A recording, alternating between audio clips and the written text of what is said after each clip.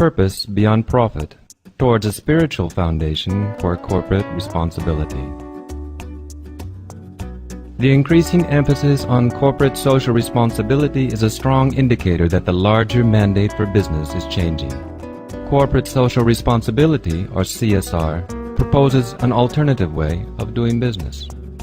CSR implies that both economic and non-economic factors are considered in corporate decision-making.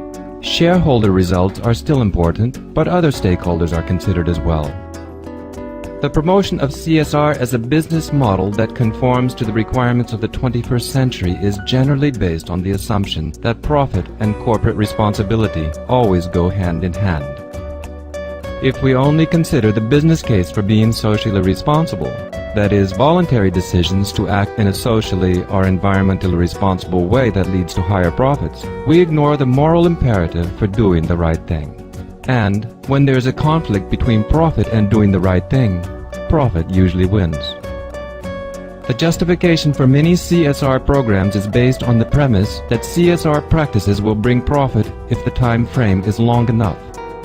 If companies focus on short-term gains, there can be a conflict between CSR practices and corporate financial targets. When the CSR vision is linked primarily to profits, it ignores other powerful motivations for CSR practices. Linkage to profits does not fully align CSR with the true nature of humanity, which is spiritual. The EBBF maintains that enduring solutions to economic problems will only be found in the application of spiritual principles.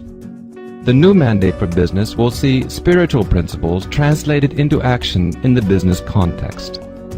If CSR is aligned with the application of spiritual principles, such as social justice, such an alignment will significantly increase the motivations for the practice of CSR. Adding a spiritual perspective makes us think beyond the profit argument for engaging in corporate responsibility. In justifying all behavior economically, business continues to see profit as an end in itself, rather than business being a means by which people endeavor to attain a good life for themselves and for their loved ones.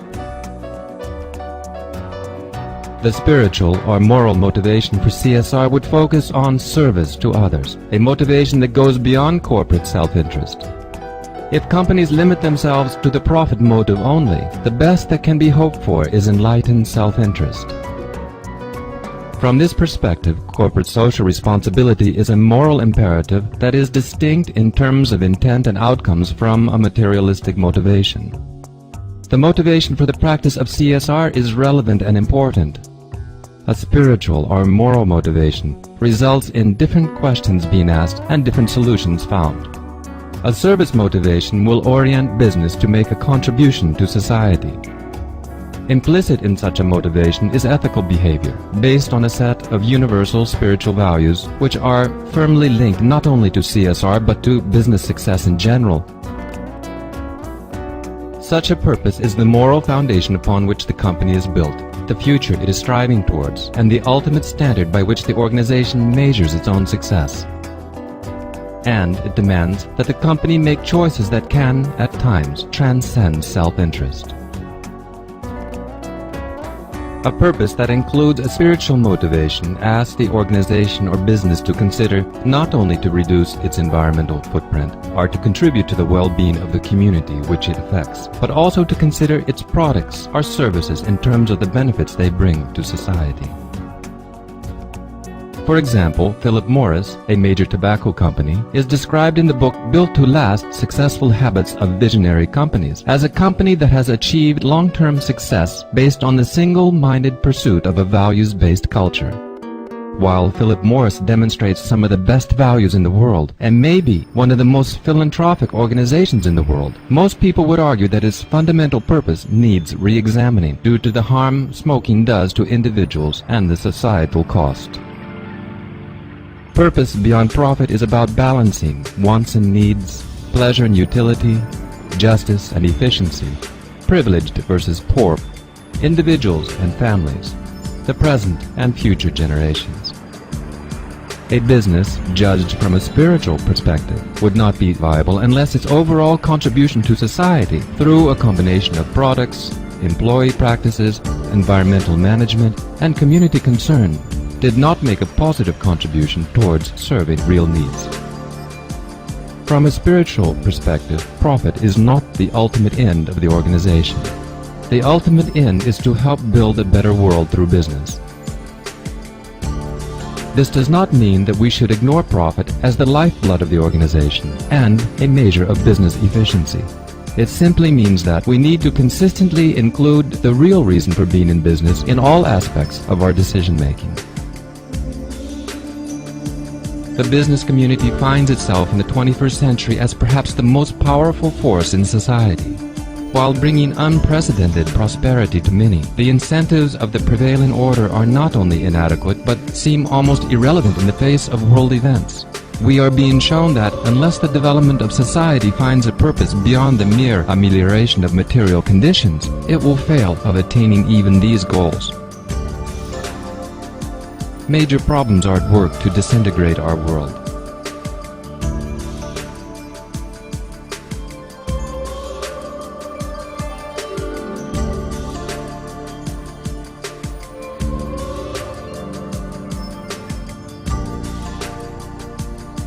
It is unrealistic to imagine that this situation can be solved without a re-examination of the attitudes and assumptions that currently underlie approaches to business. What are the options? One choice is that we can continue to attempt to establish links between CSR and financial performance, while at the same time ignoring the disintegrated processes in the world. We can continue to say to ourselves that the rest will take care of itself as long as business meets its economic objectives. Or we can expand the motivations for CSR to include a spiritual purpose and increase its effectiveness as an integrated activity and collectively work to solve problems. Fundamental changes are needed to address the inequities in the world and the unsustainable exploitation of our environment. If purpose includes service to others and the common good, this larger purpose is aligned with our spiritual reality. The alignment of personal and corporate values produces workers with more motivation, initiative, and creativity. Such a purpose recognizes that we are changed through our work, that our work impacts on our personal growth and development. It also recognizes the capacity of business to develop the world. Many companies give lip service to employees being their most valuable asset, while they pursue shareholder wealth maximization that subordinates the interest of employees and treats them as expendable means to financial ends. The irony of our current working conditions is that where in the past our bodies and later on our minds would suffice, many companies now want us to dedicate our heart and soul to our work. Significant amounts of money are spent on teamwork development, personal development, and creating a strong cultural identity to achieve employee buy-in to the organizational values.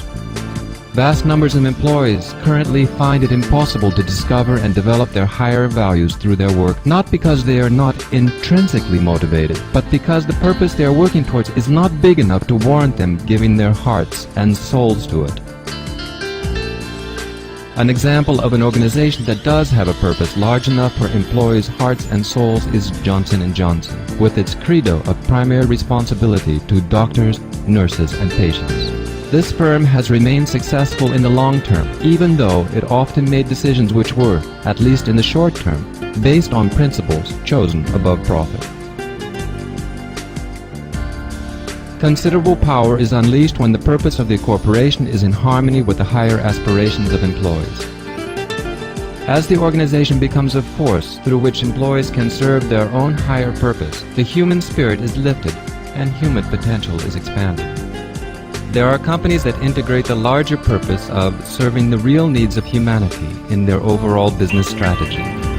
Examples of action taken by these companies include an assessment of the nature of the products and services it offers, or to do what is right even when it does not seem to be profitable, expedient, or conventional. Another example is to limit executive pay to no more than 6 times the lowest pay of any employee who has been there for 5 years. Another example is to ensure that its core products are serving the real needs of humanity while leaving the smallest possible environmental footprint. Another example is a strong ethical and moral commitment to improving the lives of those affected by their businesses. Thus, there are significant examples showing that corporate social responsibility can be based on the moral imperative, and that such an orientation is compatible with business success. Corporate social responsibility is a never-ending process.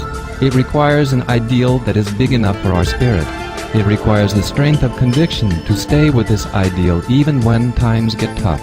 It requires a commitment to larger undertakings in which corporate self-interest, even if only temporarily, is forgotten, simply because it is the right thing to do. The motivations for CSR need to include the spiritual principle of serving the real needs of humanity as a whole. Such a motivation will find acceptance and participation by society at large, unleash human potential, draw individuals and organizations towards ethical behavior, and make it possible for every human being to find personal fulfillment and make a difference in the world.